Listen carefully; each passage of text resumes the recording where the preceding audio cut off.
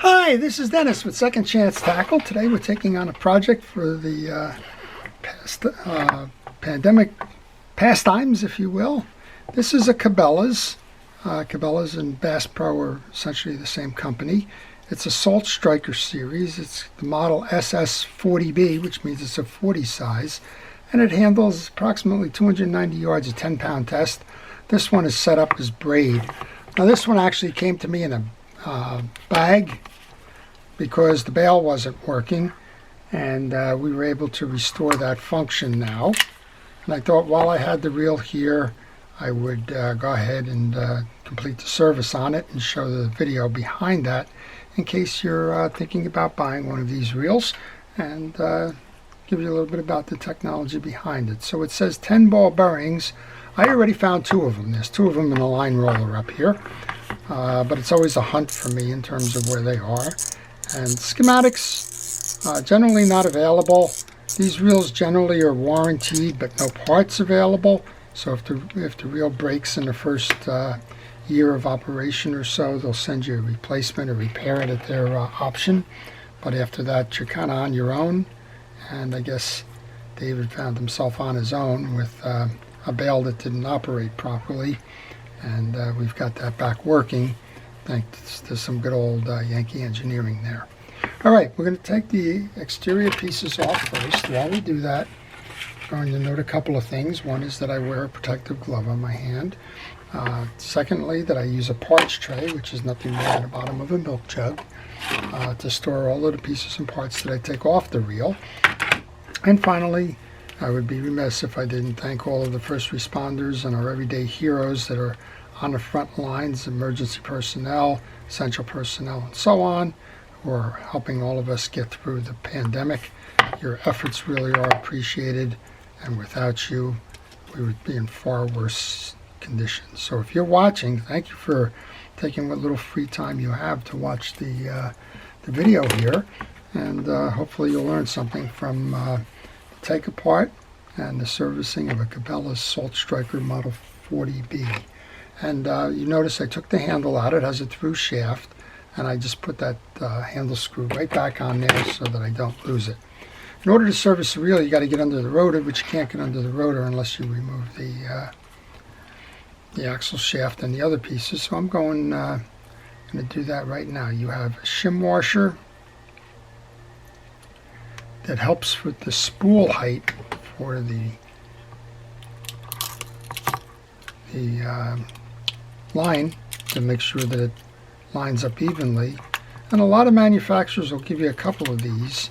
If you find your spool is spooling all to the bottom or all to the top, but not spooling evenly, then the chances are that the shim washers need to be increased or decreased depending on what your situation is there. Okay, so I've removed all of these.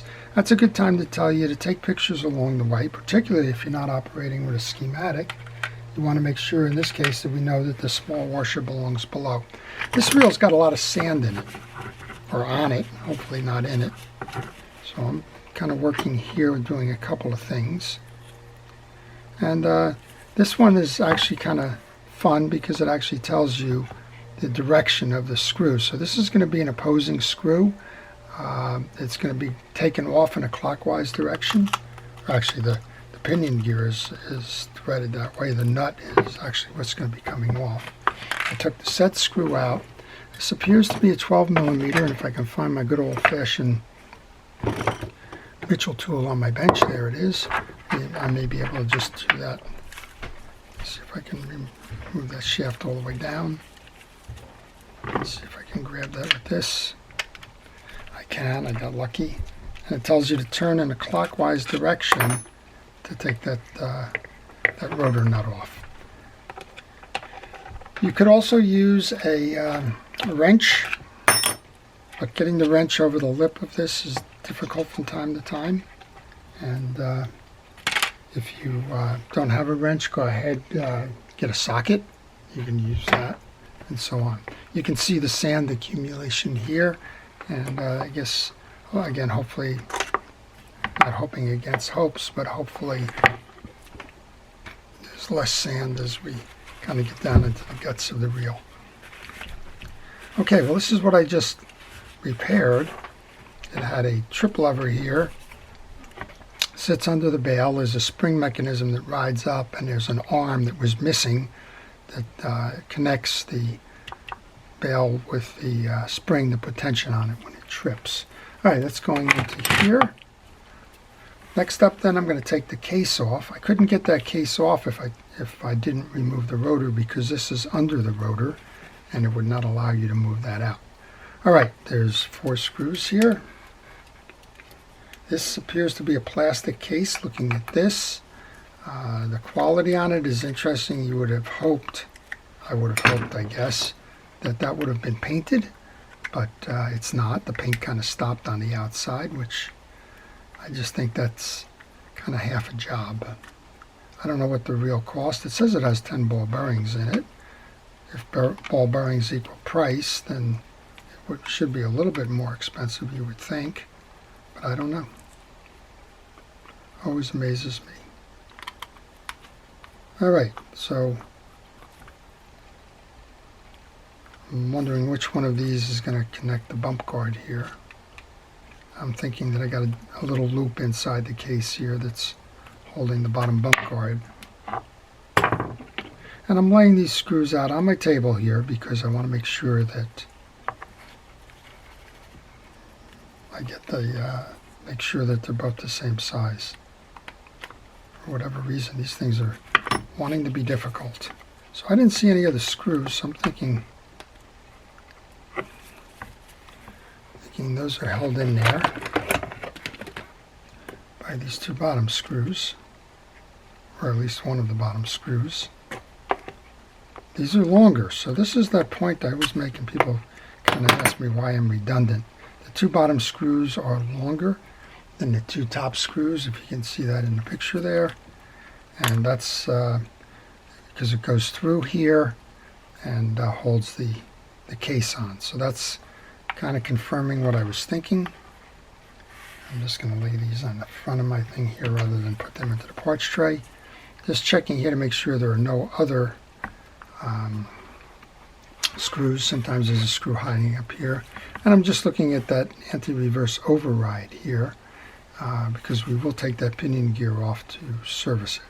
This case should now come off.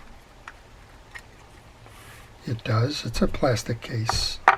Here's another one of those bearings. Interestingly enough, I got a floater here. I don't know what happened there, but that's the bearing shield, which belongs under the bearing, so I would say that that's possible that was even in manufacture. Got a bearing. This one belongs on the inside of that, like that.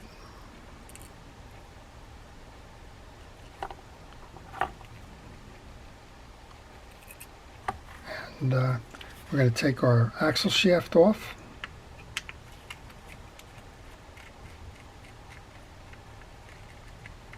You do that by removing the pin and the crosswind block. The axle shaft comes off. That's pretty dirty stuff there. Now we should be able to remove the main gear. It's kind of standard stock kind of stuff for a main gear. Then we can remove our crosswind block, and then we can remove our crosswind gear.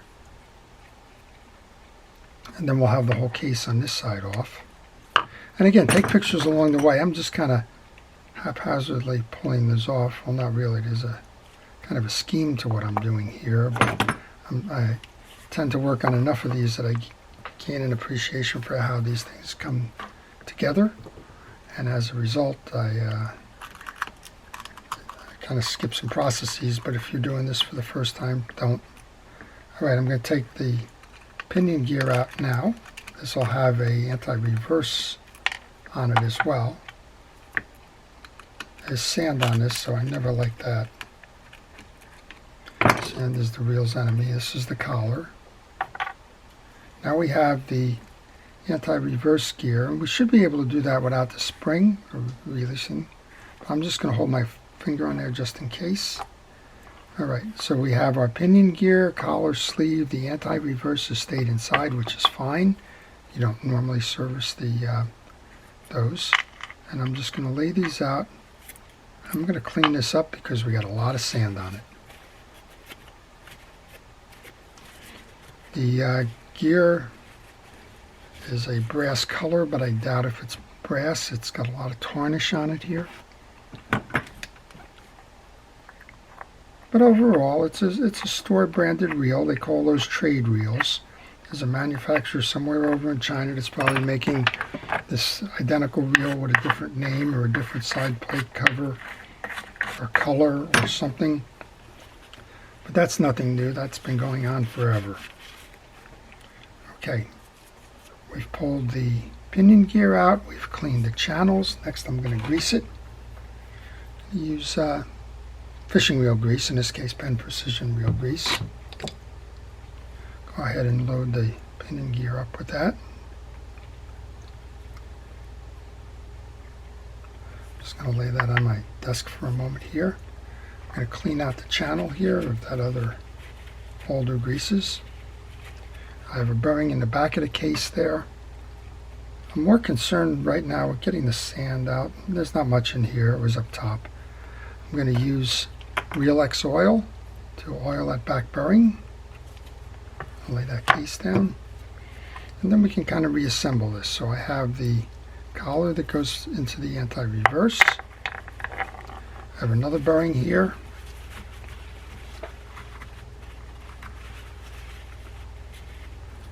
I've just cleaned. That goes sitting on top of that. We had two bearing shield washers on top of that. This one's got some sand on it.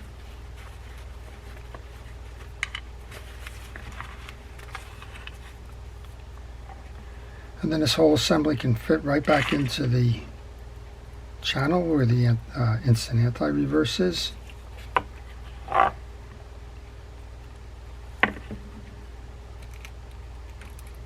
That all pushes down, and then we can grab that shield again. There's a little bit of dirt on that, so I'm going to go ahead and clean that too.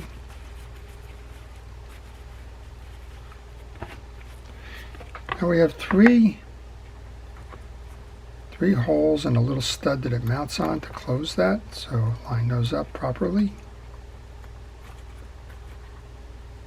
Grab the 3 screws that we just took out.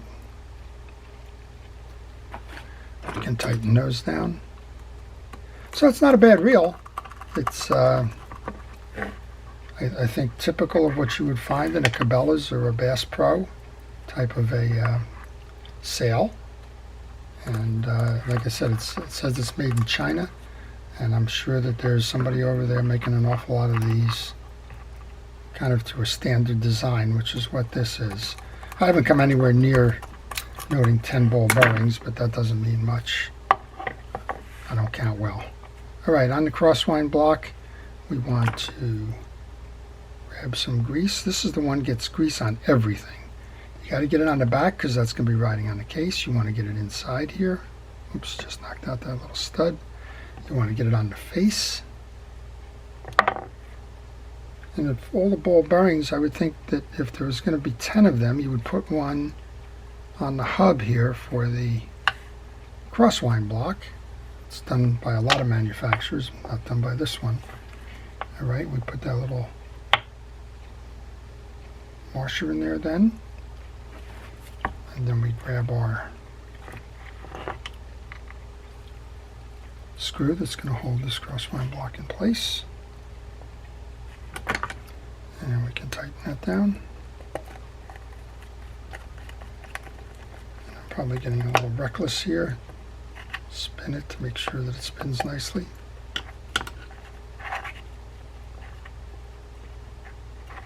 Okay. Alright, now we're going to clean that shaft off the axle. There's a lot of dirt, junk, and grease and grime. We'll go grease that up as well. We're going to check the teeth on the main gear. They're all in line. There's some dulling, if you will, tarnish, whatever. And do the same thing here to make sure that gets a fresh coat of grease on most of the teeth. You don't have to get it on all of them. Same thing with the back side here, which drives the crosswind block. Insert that next.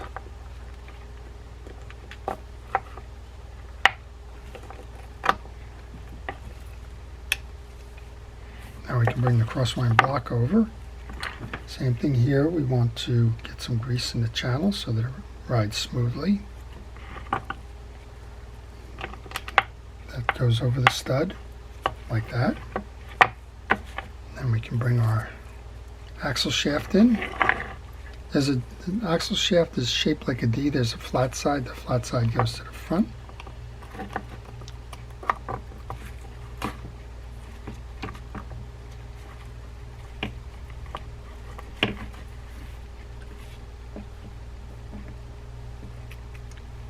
It's just a matter of just kind of working it through until you align your hole in the crosswind block with the hole in the axle shaft. And we can put that screw in.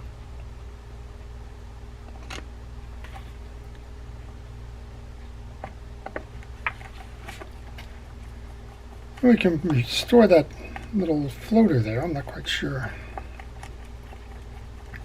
why that one was floating. It typically belongs underneath. You've oiled the bearing already.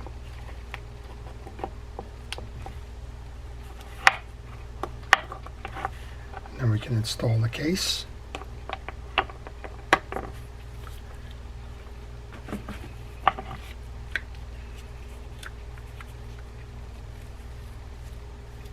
Take this glove off, getting an awful lot of blue grease from the cleaning on that.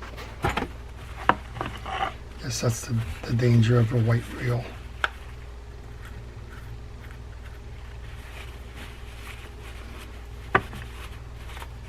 Okay, then this little guy has two studs on it, which kind of going this way. Set like that for the bump guard. The two long screws go in the bottom. The two short screws go up top.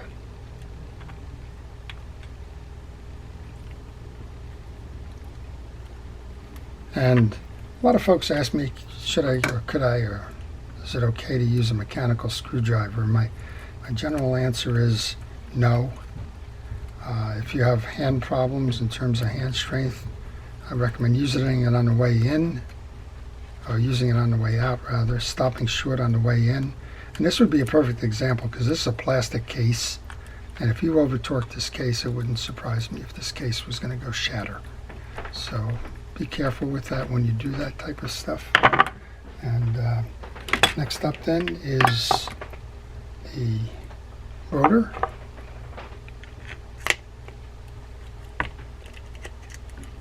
Again, this was a clockwise takeoff, so it's a counterclockwise to put it on. It's kind of opposite the normal way we would do that, or what we've been taught in terms of the old righty-tighty, lefty-loosey kind of thing. And then once you get it started, again, you can use any of a number of tools. This Mitchell tool has just been around forever, and it works. And as a result, I kind of continue to use that one. And then there's a tie-down screw here. Go ahead and put that on. That'll stop that rotor nut from spinning. It'll bump up against the head there. Give it a spin. Go ahead and put the handle on.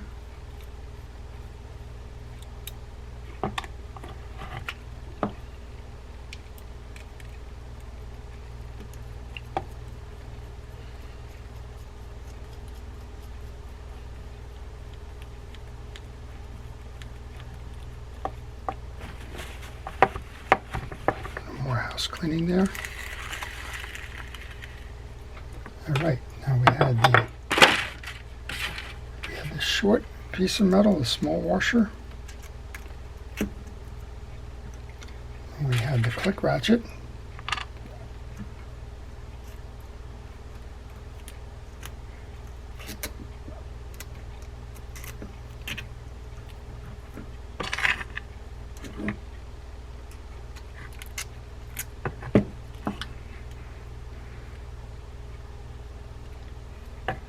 Just seems to me that this should go down a little bit further, this washer.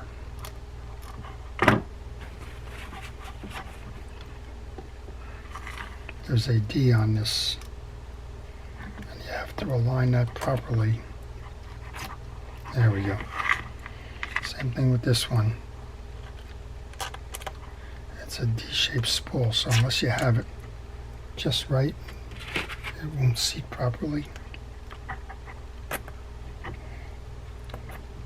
All right, and that little spool shim, it's a plastic washer.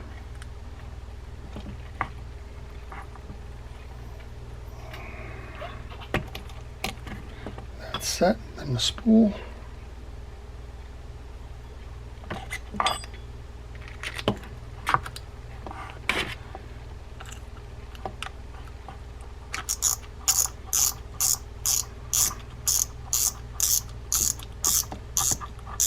And the top, and most importantly does the bail flip, which is what this came in for, and the bail is flipping. So there you go. One of the things I just forgot to do is I noticed I'm tightening down is to show you the drag system in this. Go ahead and do that. So there's a little plastic washer that sits up top here. Underneath that then there's a star, kind of a pentagon or six-sided, I'm not quite sure which one this is, washer, and then we have a bunch of washers in here. The washers in here are felt, and this has got a lot of drag area for this size reel. So the max drag on this one's probably pretty good. So felt washers are not unusual, but they do need to be cared for because they can tear. It doesn't mean it's a bad technology. Shimano uses it on some of their upper end reels, but you do need to make sure that when you service a reel, you do service them and that you keep those felt washers lubricated, because if they dry out, that's when they're going to rip. If they're oiled, they'll last a long time. All right, these are pretty dry, so I'm going to put the first of the felt washers in. You'll notice on my pick there that I've kept the order the same. So it's a felt washer, then it's a keyed washer or a round one, second washer, and do the same thing here, get that oiled. And we have the eared washer, which is in the middle and fits in the slots in the drag. Another felt washer here. Again, get oiling with that. And then this one has the finish washer up top. And then we have this little kind of protector for the water, kind of throw the water out. Oops. Oops, oops, oops. You need your metal spring clip in first.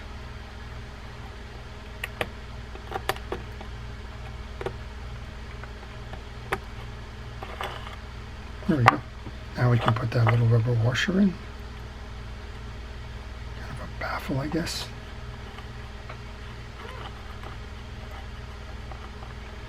Onto the spool, and we probably have to work this one around a little bit. There we go. Now we can put it back in. So there you go. This is the Cabellas Salt Striker 40. Nice size reel, 10 ball bearings. We didn't count them all. Not quite sure where some of these are, but that's okay. I'm sure there's one in the handle here that spins nicely. Drags are holding nice and tight. And like I like to mention, check them and then back the drag off if you're not going to use it. Particularly if it's something like this where it's felt washers, because if it's felt washers, it's going to squeeze the oil out of them, and that'll expedite the drying, and then they'll start cracking under pressure. So there it is. That's your Salt Striker. It's a Cabela's reel. It's a Cabela's reel. It now has a bail that trips. So David, thanks for sending this one in, and there you go. That's the reel.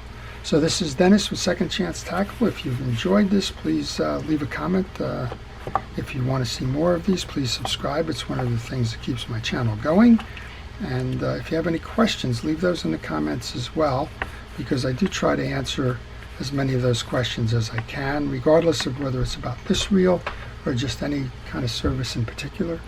And finally, if you have a reel that needs to be serviced or repaired and you would like to do me to do that for you, then contact me by email on the business card that follows, and I'll be happy to provide you with the service information. So with that, have a great day. Thank you.